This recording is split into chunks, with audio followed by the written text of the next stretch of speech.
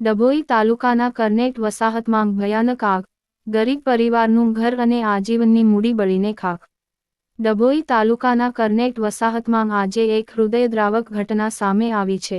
અહીં રહેતા એક શ્રમિક પરિવારના મકાનમાં અચાનક વિકરાળ આગ ફાટી નીકળતા ઘરવખરી સહિત લાખોની મત્તા બળીને ખાખ થઈ ગઈ છે.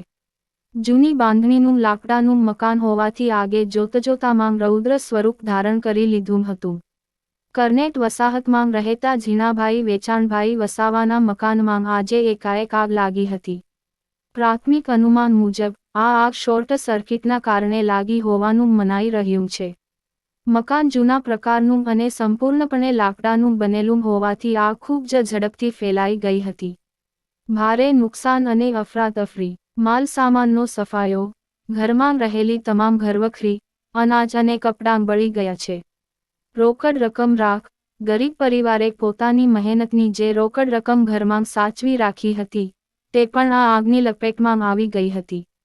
ગ્રામજનોની જહેમત, આગ લાગતા જ પડોશમાં રહેતા લોકો દોડી આવ્યા હતા અને ડોલ અને પાઇપ દ્વારા પાણીનો મારો ચલાવી આગને વધતી અટકાવવાનો પ્રયાસ કર્યો હતો.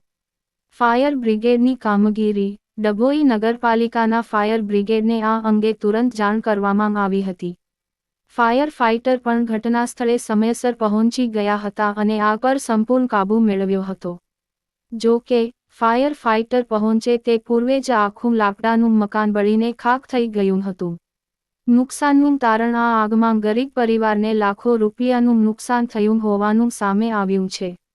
પરિવારના માથે અત્યારે આસરો છીનવાઈ જવાની આફત આવી પડી છે.